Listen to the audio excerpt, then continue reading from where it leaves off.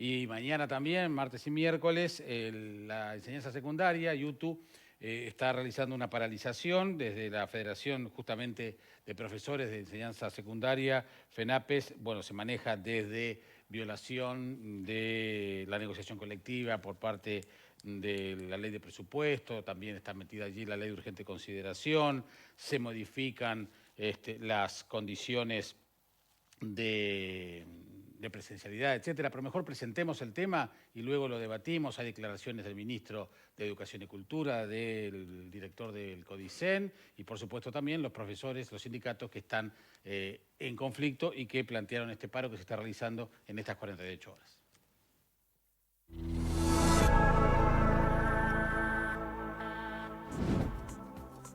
Durante el paro de 2 días, FENAPES anuncia la realización de movilizaciones locales y el miércoles una movilización en Montevideo y una asamblea general de delegados.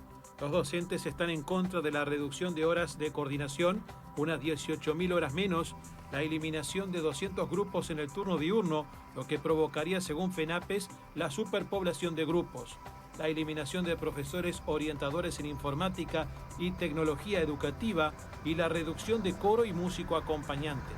Critican que se establezca la virtualidad como modalidad pedagógica y además reclaman por la violación de la negociación colectiva. Los docentes y funcionarios de UTU acompañarán la medida de FENAPES con un paro de 24 horas en Montevideo el martes y el miércoles detendrán tareas en las escuelas técnicas que ya tienen definidas las propuestas educativas para el año próximo.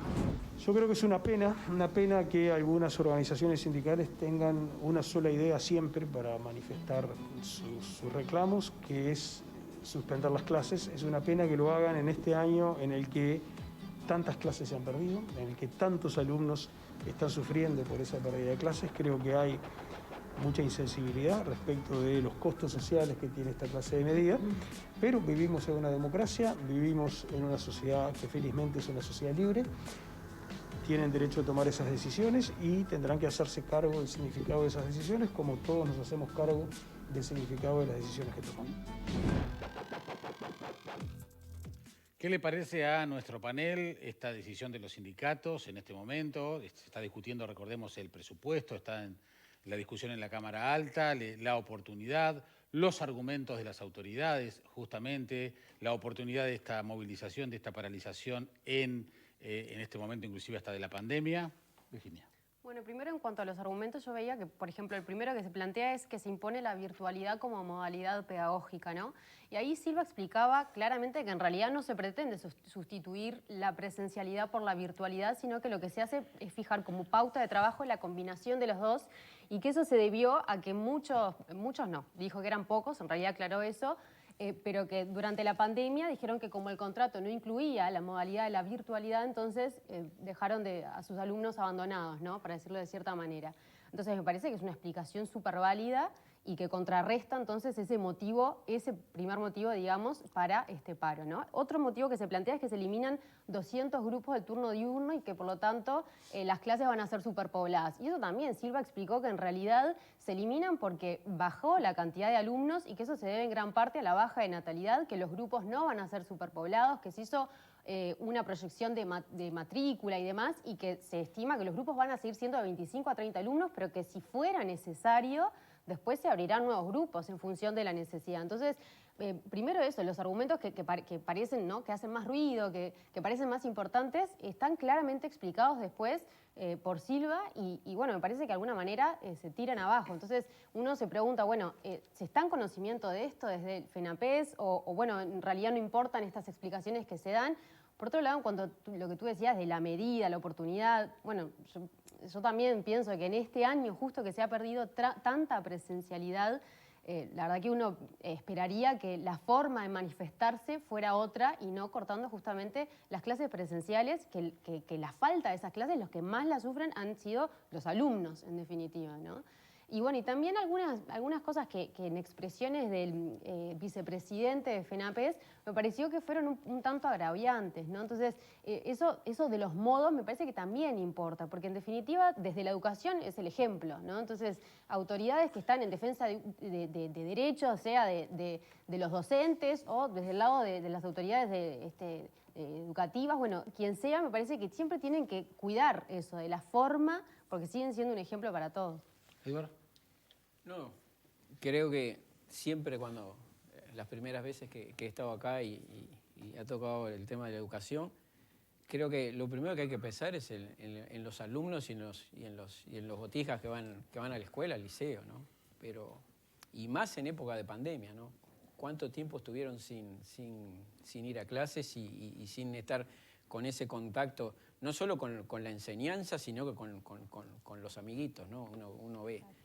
Y a veces parecería que el ministro habla una cosa y la gente del sindicato habla otra completamente distinto, ¿no? Porque cuando uno empieza a contrastar las declaraciones es como que, entonces a veces como que no me queda muy claro las explicaciones de uno y las explicaciones del otro. Yo creo que, y más en la enseñanza, como decía Virginia, ¿no? Que es un lugar donde el diálogo y el acercamiento debería ser algo cotidiano, ¿no? Buscar una solución, y más en un año que fue muy especial y que va a ser muy especial y que va a tener sus consecuencias el año que viene, digo, porque hoy nosotros miramos lo que está pasando, pero lo que se vive hoy lo vamos a ver el año que viene, ¿no? Entonces, ahí me hace un poco de ruido y seguimos con lo mismo, ¿no? El tema de los paros, el tema y hace un rato hablábamos del tema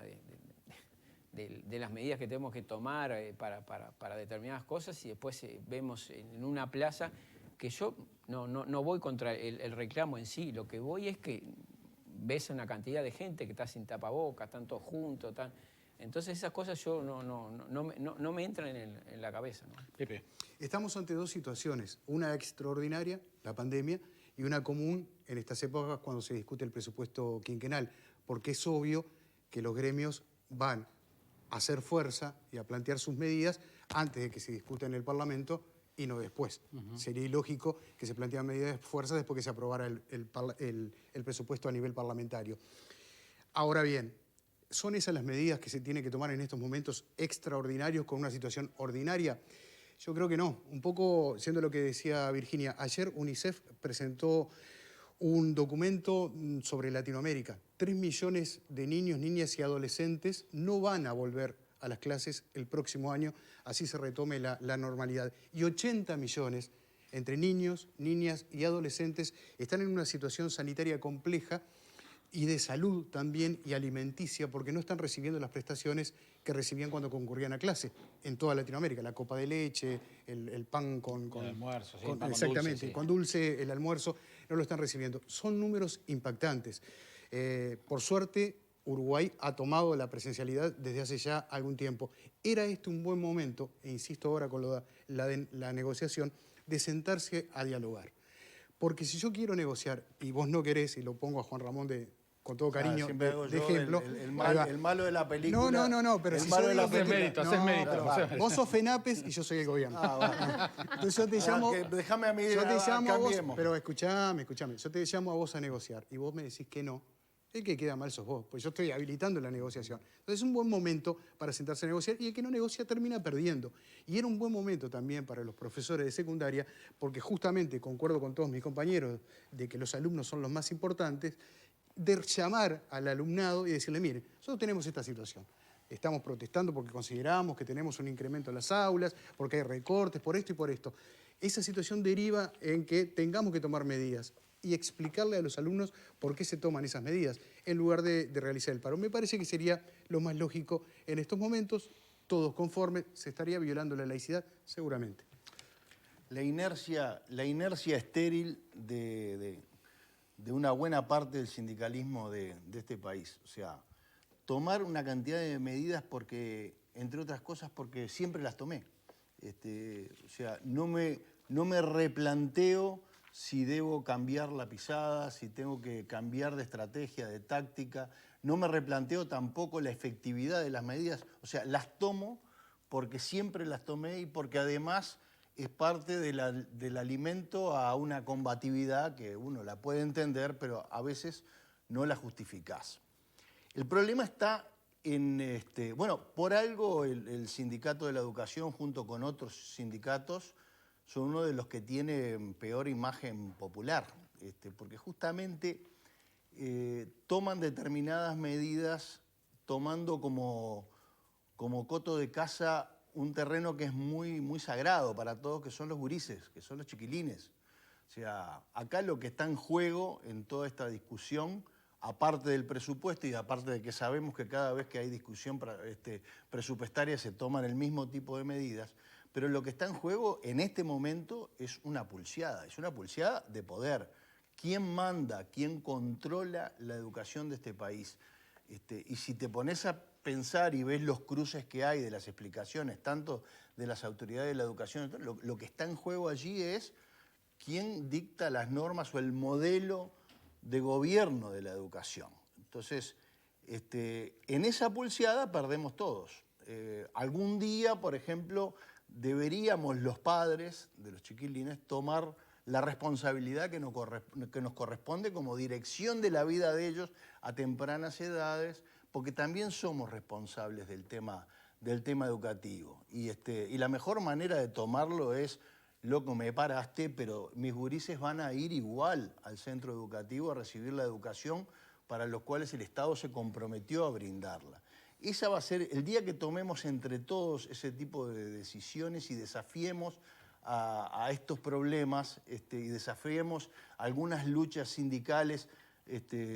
Yo no digo que todas ellas sean desacertadas, porque obviamente que si a alguien le tocan el bolsillo, a mí no me parece mal que busquen medidas gremiales para proteger sus intereses. Eso es parte de lo que vemos todos los días, pero ojo cuando vos haces sindicalismo teniendo a los pibes de rehén. O sea, me parece que es el gran cambio que habría que procesar a nivel de los gremios de docentes.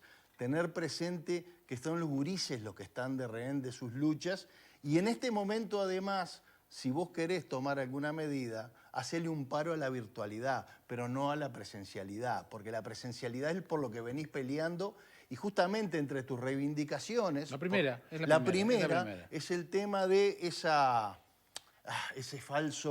ese falso duelo entre la virtualidad y la presencialidad. Decía Pepe recién el informe de UNICEF, 97% de los chiquilines de América Latina y el Caribe solo van a estudiar vía virtual, 97% solo vía virtual en lo que va del año 2020 y van a terminar así. No, pero además siempre el Comité Asesor Científico desde el día 1 reconocieron que los más perjudicados en todo este tema con la virtualidad, inclusive, eran los alumnos. Claro. Recuerdo que el primero que lo dijo, además inclusive casi como una advertencia, fue Cohen. Después Radi en la última conferencia de prensa insistió con esto. Es más, en Cerro Largo, ayer hablábamos con la intendenta, se van a desinfectar los locales escolares, pero se va a intentar que, salvo que ocurra una desgracia mayor en Cerro Largo, la presencialidad de los centros escolares continúe, porque se entiende la importancia que tiene eso. Entonces eso creo que está bastante claro hasta desde el punto de vista científico. Claro, porque el docente además sigue trabajando. En la virtualidad sigue trabajando exactamente igual. De docente. De docente. O sea, no hace otras cosas Exacto. que no sepa o para lo cual no esté capacitado. Pero además ya han pasado 9 meses de todo esto, ¿no? Y además teníamos, hablando del tema de lo que hemos ganado, teníamos una presencia del Plan Ceibal, que es un camino recorrido que quizás otros países en el medio de la pandemia que han optado por la virtualidad no lo tenían. Porque acá cada niño tiene una computadora, tenemos el Plan Ceibal, tenemos casi 10 años, si mi memoria no me falla, de Plan Ceibal. Es decir, hay un camino recorrido en el manejo de la virtualidad que seguramente otros países no lo tenían. Tenemos un activo ahí que tenemos que aprovechar, ¿no? En todo esto. En cuanto a lo de la presencialidad, ¿no?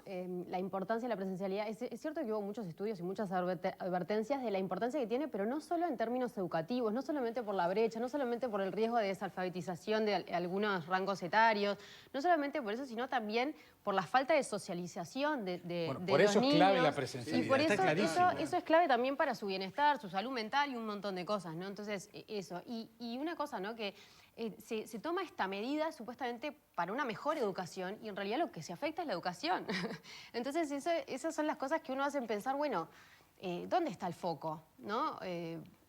Nos estamos perdiendo, me parece que... Cuando hoy Eduardo hablaba de dos niveles de comunicación, como que hablan, es un diálogo de sordos, para que hablan de cosas distintas, parece que el concepto de una mejor educación, como tú decís, es diferente. Parece que para unos mejor educación es una cosa y para otros es otra. Claro, pero... Y no sé cuál es mejor, una u otra, digo, no estoy valorando. Digo, pónganse de acuerdo, ¿no?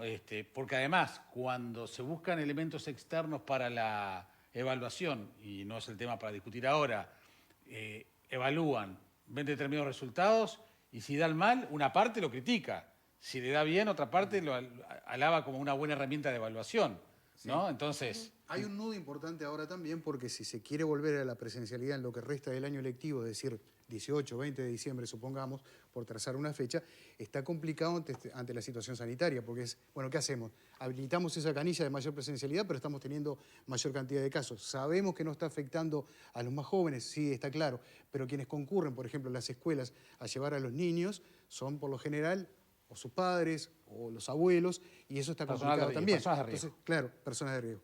Claro. Es brava la situación ahí, ¿eh? ¿Cómo definirla? O sea, yo estoy de acuerdo en la mayor presencialidad por la cabeza de nuestros niños, particularmente. Y porque los docentes también creo que hacer un trabajo en el que, en definitiva, imagínate que este programa lo hiciéramos entre nosotros y lo vemos esta noche en el circuito cerrado de nuestra casa. No tendría sentido. Como llega a muchísima gente, eso cobra la notoriedad del trabajo que se realiza, ¿verdad? Sí, pero también si estuviéramos los cinco en un Zoom, cada uno en lugares diferentes, haciendo un Zoom, haciendo el programa, sería diferente. No, Claro, no totalmente. podríamos hacer este programa como lo estamos haciendo. Sería otro programa. Sí, han bajado, inclusive hubo un estudio hace muy pocos días atrás donde se dice que ha bajado el hecho de la, digamos, el poder de concentración de la gente a través de las teleconferencias, de los Zoom, porque evidentemente se ha transformado en una herramienta muy novedosa al comienzo, porque luego, bueno, Sí. ya hemos visto casos, ¿no? Sí.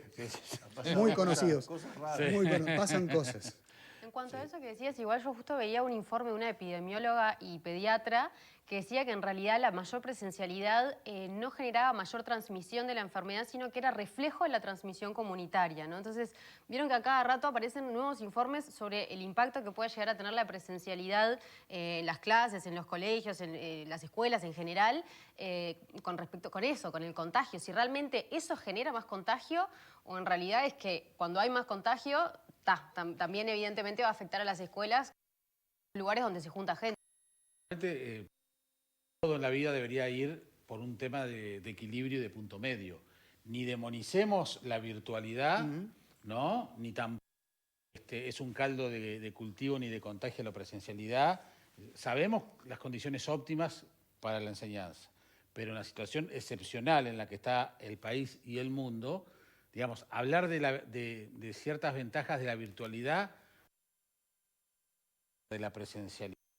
Y hablar a favor de la presencialidad no significa decirle que no a la virtualidad. Claro. Todo tiene un punto medio, todo tiene un camino de decir, bueno, aprovechemos las mejores herramientas. Hoy, ¿cuánta gente tiene formación terciaria y de posgrado y doctorados en forma virtual? Antes, si no viajabas a Inglaterra, un doctorado, ¿no? Por ejemplo, y hoy lo puedes hacer desde tu casa, estando a miles y miles de kilómetros. O sea, tal mala la virtualidad no es. No, de hecho se está regulando, por ejemplo, con el teletrabajo, ¿no? Por ejemplo.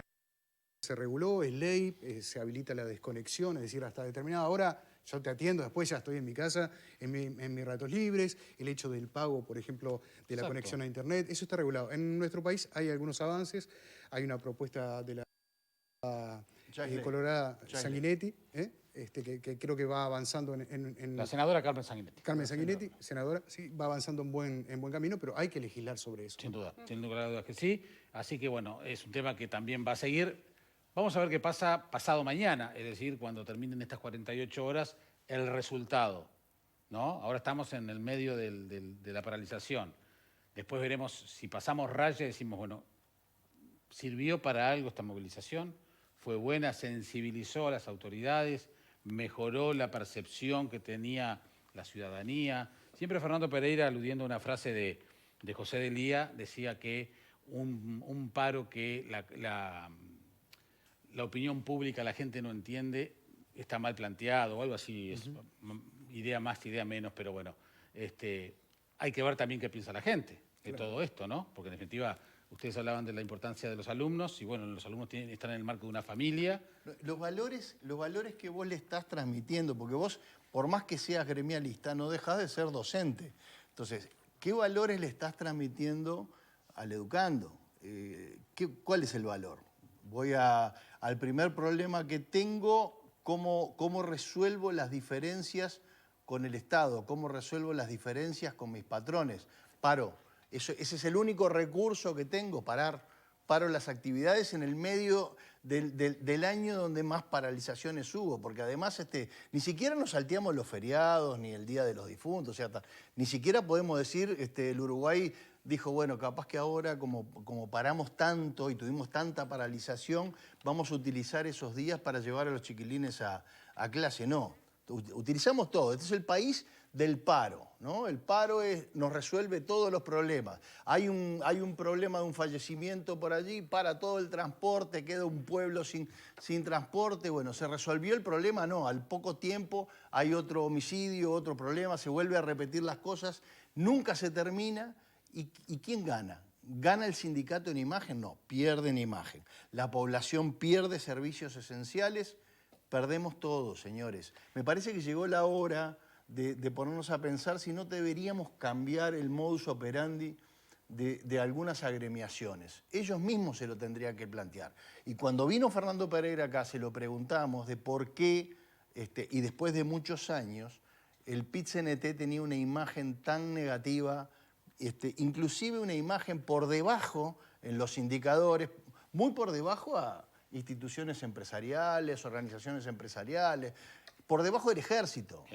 Ya ese es otro tema. Ustedes me están juntando una cantidad de temas, Bueno, hoy con sí. una lista así, de Pero es que temas. estamos hablando de Está bien, paro, está estamos bien, hablando de yo paro. sé. Y una cosita más Bien, solamente con no tengo respecto a tiempo. eso del Sí, paro, rapidito, por pero favor. que el paro, yo vi un comunicado de FENAPES, creo que era que decía que el paro se daba en el marco de la definición de profundizar la situación de conflicto instalada, ¿no? Entonces, ¿queremos profundizar el conflicto? Esas son las cosas que uno se cuestiona en manifestaciones de este tipo, ¿no? ¿Es profundizar el conflicto o es buscar soluciones?